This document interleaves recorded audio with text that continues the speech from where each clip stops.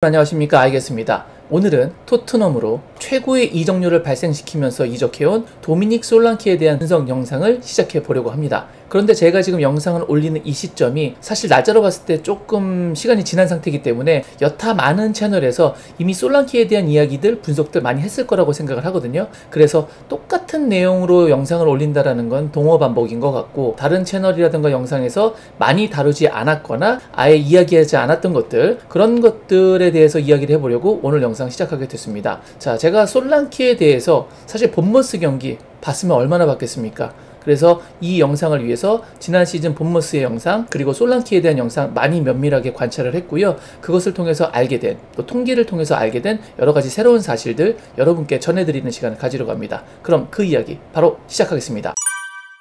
여러분은 화면으로 솔랑키를 보실 때 어떤 느낌이 드시나요? 일단 키가 186cm나 되기 때문에, 그리고 좀 어깨가 넓어 보이지 않습니까? 그래서 박스 안에서 수비들과 몸싸움도 잘 이겨내고, 게다가 헤더골도 4골이나 넣을 정도로 공중볼 경합에도 강하고, 누가 봐도 전형적으로 타겟형 스트라이커라고 볼 수 있는 좀 다부진 체격을 갖고 있다, 이런 느낌이 들지 않습니까? 그래서 이렇게 체격이 좋고 피지컬이 좋으면서 몸싸움을 많이 하는 선수는 우리가 일반적으로 생각했을 때 좀 속도가 느리지 않을까라는 생각을 할 수가 있는데, 물론 저 또한 그런 인식을 갖고 있었습니다. 그런데 솔랑키를 분석하기 위해서 화면도 보고 여러가지 통계 수치를 찾다 보니까 이 선수가 덩치가 크고 피지컬적으로 강한 건 맞는데, 그렇다고 해서 절대 느린 선수가 아니더라고요. 솔랑키가 지난 시즌 보여줬던 리그에서 최고 톱 스피드는 무려 시속 36.10km입니다. 엄청나게 빠르죠. 그런데 이게 얼마나 빠른 건지 체감이 안 되시는 분들도 계실 거라고 생각을 해요.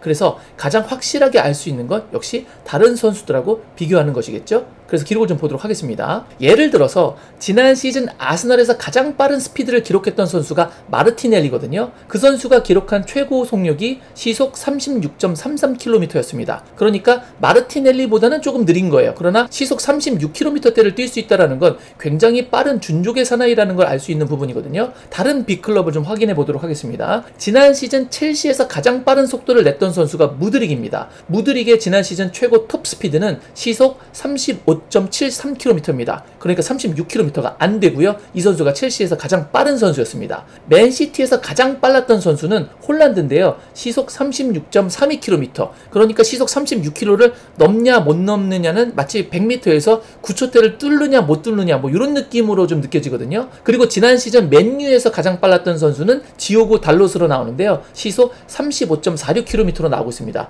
그러니까 솔랑키의 속도가 맨유에서 가장 빠른 선수, 그리고 첼시에서 가장 빠른 선수보다 빠르다라고 이해하시면 될 것 같습니다. 이렇게 비교를 해보고 나니까 솔랑키가 기록한 시속 36.10km는 굉장히 빠른 속도구나라는 걸 우리가 알 수 있거든요. 참고로 손흥민 선수가 지난 시즌 최고 속도를 냈던 게 36.08km입니다. 그러니까 순간 최고 속도가 손흥민 선수하고 거의 맞먹는 선수라고 보시면 될 것 같아요. 그러면 우리가 솔랑키가 겁나 빠르구나, 키가 크고 어깨가 딱 벌어져서 좀 느린 유형의 스트라이커가 아닐까라고 생각할 수 있는데, 뭐 저도 마찬가지로 그렇게 생각을 했었고요. 그런데 기록을 보니까 그게 아니구나, 그러니까 이 선수가 괜히 19골을 넣을 수 있었던 게 아니구나 라고 해석을 할 수 있을 것 같습니다.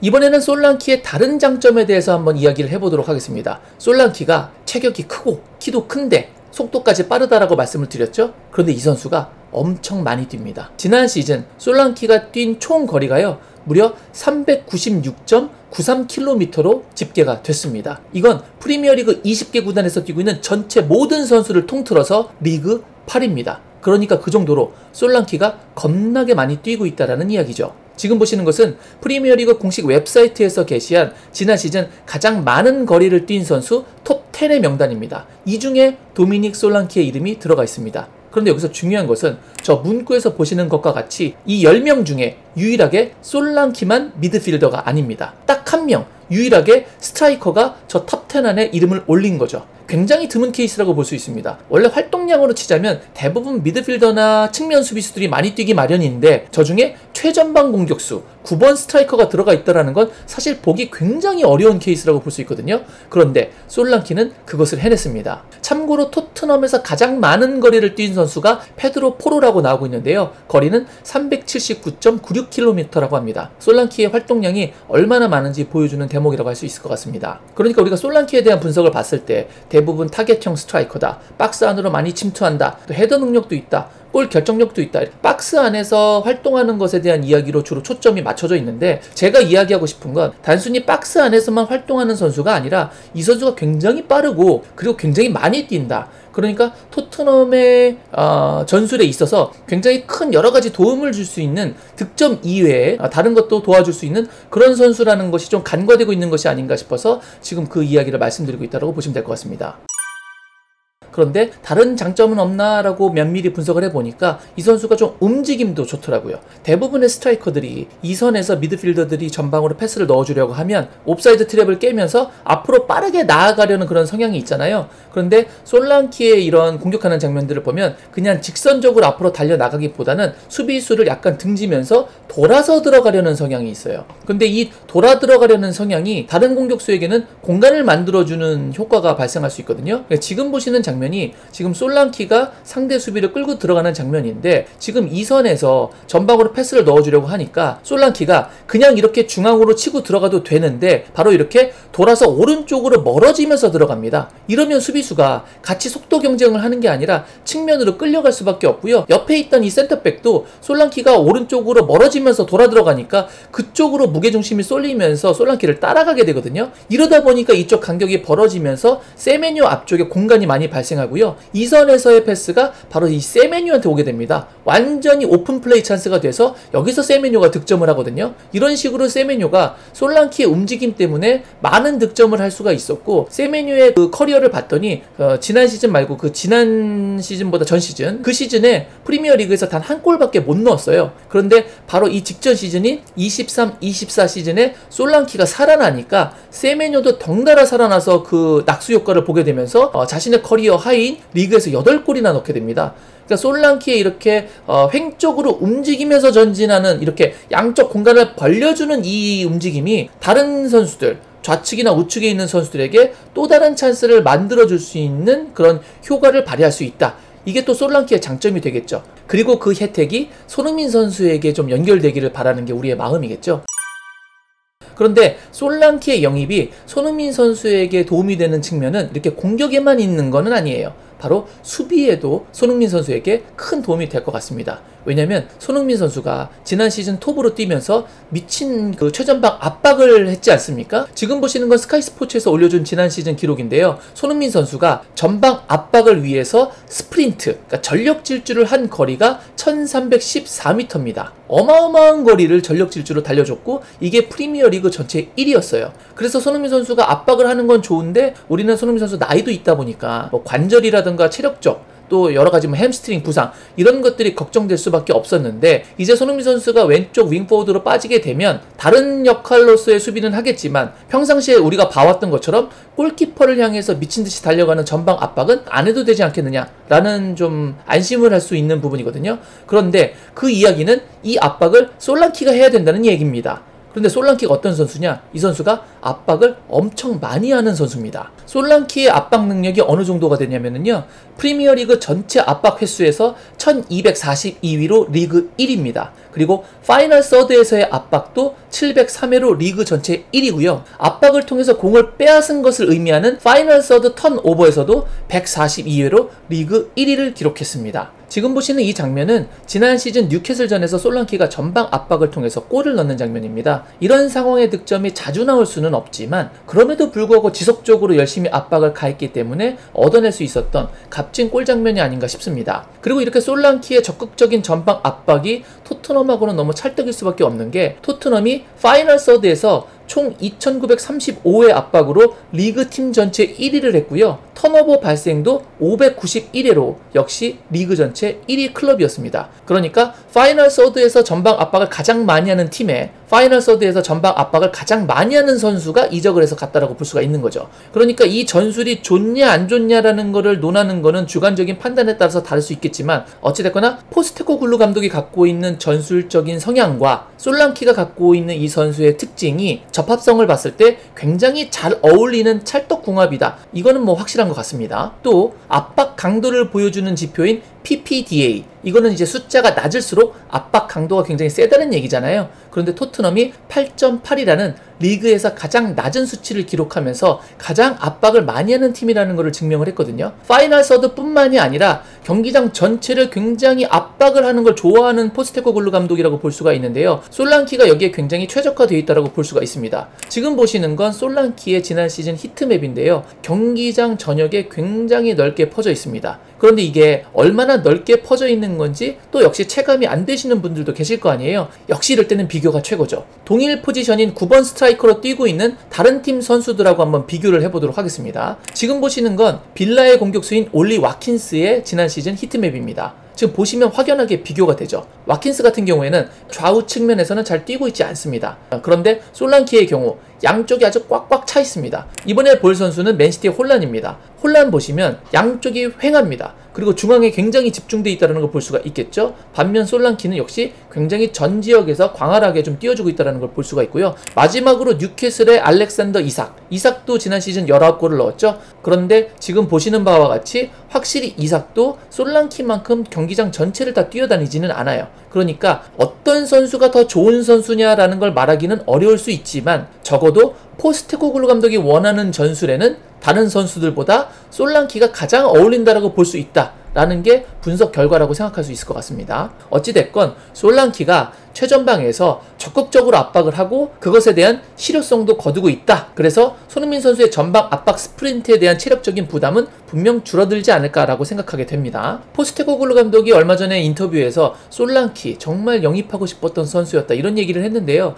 왜냐면 토트넘의 경우 지난 시즌 크로스 횟수가 710회로 리그 전체 5위에 올랐습니다. 그런데 그게 페널티 박스 안에서 자기 동료들에게 연결된 횟수는 65회로 전체 순위 리그에서 13위밖에 안 됩니다. 그러니까 높은 크로스든 낮은 크로스든 굉장히 양쪽에서 많이 찔러는 줬는데 실질적으로 연결된 건 별로 없다는 얘기거든요. 그런데 솔랑키 같은 경우에 지난 시즌 헤더 시도만 30번을 했습니다. 이게 리그 전체 4위 기록이고요. 실질적으로 골을 넣은 것도 헤더골 4골을 기록했죠. 이것도 리그 전체 4위입니다. 그래서 지난 시즌 본머스가 올린 총 크로스 횟수가 토트넘보다 딱 하나 적은 709회였어요. 그런데 박스 안에서 그게 동료들에게 연결된 횟수는 토트넘보다 23개나 많은 88회로 리그 4위입니다. 굉장히 크로스에서 재미를 많이 본 팀이거든요. 이게 이제 솔랑키 효과라고 볼 수 있는 측면이 굉장히 짙은데 그 이유가 솔랑키가 앞으로 나아가면서도 빠르게 들어오는 크로스도 잘 받아먹고요. 또 어떨 때는 뒤로 물러서면서 컷백 크로스도 잘 받습니다.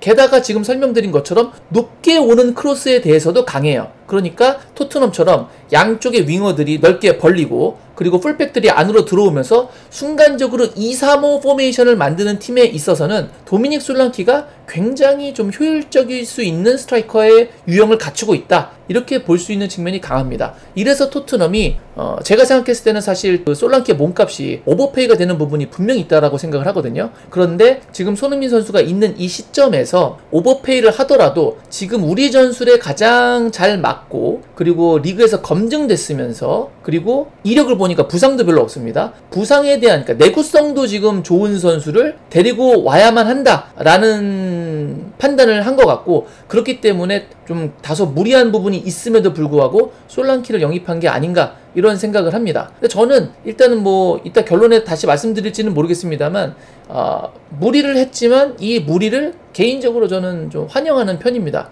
왜냐면 여러분 다 아시다시피 손흥민 선수가 지금 나이가 있습니다. 그래서 뭐 새로운 신인 선수를 데려와서 이 선수가 뭐 리그 적응하고 성장하고 이런 걸 기다릴 틈이 없습니다. 그런데 토트넘이라는 팀이 지금 현재 상황에서 데리고 올 수 있는 시장에 매물로 나온 선수 중에 그래도 지금 팀의 그 접합성에 가장 어울리는 선수를 데리고 왔다 라고 저는 보는 측면이 있거든요. 그래서 뭐 리그 순위도 순위고 지금 이번 시즌 유로파 리그에 나가게 됐는데 유로파 리그에서 정말 괄목할 만한 성적을 내기 위해서는 9번 스트라이커가 반드시 필요한 상황에서 지금 무리를 했지만 잘 데려온 케이스가 아닌가라는 생각을 지금 합니다. 근데 이제 지금 계속 좋은 부분만 이야기를 했는데 사실 우려가 되는 부분도 없는 건 아니에요. 일단은 이적을 했기 때문에 리그에서 검증을 받은 선수이기는 하지만 바로 또 적응이 되겠느냐 이 부분도 좀 생각을 해봐야 되는 부분입니다. 이라올라 감독 본머스의 기본적인 전술 색깔은 굉장히 그 중간을 거치지 않고 빠르게 다이렉트로 공격하는 성향이고, 토트넘 같은 경우에는 간혹 그렇게 좀 빠르고 다이렉트한 공격을 하기도 하지만 기본적으로 후방 빌드업을 추구하는 스타일이거든요. 지금 보시는 이 자료가 그 두 감독의 전술 성향을 좀 극명하게 대비해주는 그런 장면이 아닌가 싶습니다. 보면 이라올라 감독 같은 경우에는 좌측 상단에 있죠. 리그 전체 2위라고 볼 수 있을 것 같습니다. 굉장히 빠르게 공격을 하면서 역습을 주도하는 스타일이라고 볼 수 있고요. 아까도 말씀드렸지만 솔랑키가 굉장히 빠르고 활동량이 많은 선수이기 때문에 또 이 전술도 사용할 수 있었다라고 봅니다. 그런데 반면 토트넘 같은 경우에는 그렇게 굉장히 빠른 스타일로 공격을 하는 팀은 또 아니에요. 좀 차근차근 후방 빌드업을 하고 적절하게 또 역습을 좀 섞어서 하는 좀 밸런스를 맞추는 형태라고 볼 수가 있겠죠. 그래서 두 감독의 전술의 색깔이 약간 차이가 나기 때문에 또 팀도 새롭게 적응을 해야 되는 상황에서 감독의 성향도 다른 상황인지라 이게 바로 적응이 좀 될까? 라는 우려가 보이는 것도 사실입니다. 또 더 큰 우려점은 이제 지난 시즌 보여줬던 퍼포먼스를 과연 연속적으로 이번 시즌에도 보여줄 수 있겠느냐라는 그런 거죠. 그러니까 꾸준함에 대한 우려가 사실 있습니다. 솔랑키가 정말 좋은 모습을 보여준 거, 물론 챔피언십에서는 좋은 모습을 보여줬습니다만 프리미어리그에서 좋은 모습을 보여준 건 사실 지난 시즌이거든요. 그게 이번 시즌에도 보여줄 수 있을까라는 우려가 있는 것도 사실입니다. 그나마 다행인 건 이 선수가 이제 26세에서 27세로 넘어가는 그 과정에 있는 선수거든요. 그런데 일반적인 모든 통계 매체에서 보여주는 건 선수의 그런 폼이 가장 정점을 찍을 수 있는 나이대를 27세 정도로 보고 있어요. 그러니까 이 선수가 지금 이번 시즌, 돌아오는 시즌에 일반적인 통계 범위 내에서는 가장 만개할 수 있는 퍼포먼스를 보여줄 수 있는, 최고의 활약을 보여줄 수 있는 그런 연령대로 들어가고 있다. 그런 부분은 좀 좋은 시그널이라고 볼 수 있습니다. 그러나 역시 그게 보증수표는 될 수 없기 때문에 과연 지속적인 퍼포먼스, 폼을 보여줄 수 있을지 그런 부분의 리스크는 분명히 있다라고 보는 게 사실인 것 같습니다. 그리고 마지막으로 뭐 큰 문제는 아니지만 솔랑키가 본머스에서 페널티킥 전담 키커였어요. 그래서 토트넘으로 넘어오면서 페널티킥 전담킥을 뭐 누가 하게 될까 이렇게 뭐 걱정하시는 분들이 있을지도 모르겠습니다만 제 개인적인 생각으로는 그냥 손흥민 선수가 페널티킥을 계속 전담할 것 같습니다. 왜냐면 손흥민 선수가 뭐 토트넘의 상징적인 아이콘이고요. 그리고 팀의 주장이고요. 무엇보다 그런 상징성을 떠나서 해리 케인이 떠난 다음에 전담 페널티킥 선수로 나서고 있는데 여태까지 실패한 적이 없습니다. 계속 성공하고 있고 또 아시안컵에서도 우리나라 대표팀 전담 페널티킥 키커로 나서서 실패한 적이 없거든요. 그러니까 지금 잘 차고 있는 데다가 상징성까지 가지고 있기 때문에 솔랑키가 전문 스트라이커고 전 소속팀에서 페널티킥 전담 키커로 나섰다라고 하더라도 특별한 상황이 아니라면 뭐 예를 들어서 시즌 막판에 솔랑키가 뭐 득점왕 경쟁을 하고 있거나 뭐 한 골만 더 넣으면 뭐 해트트릭이라거나 아니면 손흥민 선수가 이미 해트트릭을 했거나 뭐 여러 가지 어찌됐건 돌발 상황이 아니라면 그냥 손흥민 선수가 페널티킥 차지 않을까 저는 그렇게 예상을 하고 있으니까 혹시 뭐 그런 부분 걱정되시는 분이 있다면 걱정 안 하셔도 될 것 같다라는 게 제 개인적인 전망입니다. 뭐 어찌됐건 손흥민 선수와 솔랑키 이제 이 두 선수의 케미가 어떨 것인지 또 팀하고 어떨 것인지 좀 정리를 해보도록 하겠습니다. 일단 솔랑키가 중앙에서 선수들을 끌어주고 또 스피드가 느리지 않기 때문에 측면에서 활약하게 될 손흥민 선수와의 케미는 저는 좋을 거라고 봅니다. 그러니까 손흥민 선수가 지난 시즌 굉장히 많은 어시스트 기회를 창출을 했어요. 토트넘에서는 1위입니다. 리그에서도 상위권에 들어가 있는 기회 창출 횟수를 보여주고 있거든요. 68회를 기록한 걸로 지금 기록이 나와 있고요. 아시안컵 때문에 중도의 팀을 이탈했어요. 그런데도 토트넘에서는 가장 많은 기회 창출을 했습니다. 거의 뭐 떠먹여줬죠. 근데 선수들이 뭐 거식증이 있는지 계속 뱉어냈습니다. 그래서 어느 정도냐면 지금 프리미어리그 공식 웹사이트에서 기회 창출 리그 탑10을 지금 명단을 올려줬는데 10위보다 2개밖에 안 부족해요. 만약에 손흥민 선수가 그냥 전체 시즌을 리그에 남아서 치렀다면 탑10 안에 들어갔을 거라고 생각을 하거든요. 그런데 이걸 받아먹는 선수가 뭐 브레넌 존슨 난리죠. 베르너 난리죠. 이 두 선수보다는 훨씬 잘 꿀꺽꿀꺽 삼켜줄 것 같다. 그러니까 분명히 손흥민 선수에게 있어서 도움 측면, 어시스트 측면에서는 분명 솔랑키가 들어온 건 플러스 요인이 될 것이다 라는 게 제 개인적인 예측이고요. 득점 부분에 있어서는 손흥민 선수가 기존에 많이 넣었을 때보다는 조금은 줄어들 거라고 예상이 됩니다. 왜냐면 90분이라는 그런 축구의 한정된 시간 안에 올 수 있는 기회가 그래도 어느 정도 산술적으로는 정해져 있지 않습니까? 완전히 물론 토트넘이 잘 풀리는 날도 간혹 있겠지만 전체 평균을 놓고 봤었을 때 가져갈 수 있는 기회의 횟수는 어느 정도 평균 범위 내에 있다라고 봐요. 그 기회를 솔랑키가 슈팅을 가져가면 손흥민 선수 안 그래도 슈팅을 많이 가져가는 스타일이 아닌데 슈팅 수가 상대적으로 더 적어질 수도 있다라고 생각을 하고요.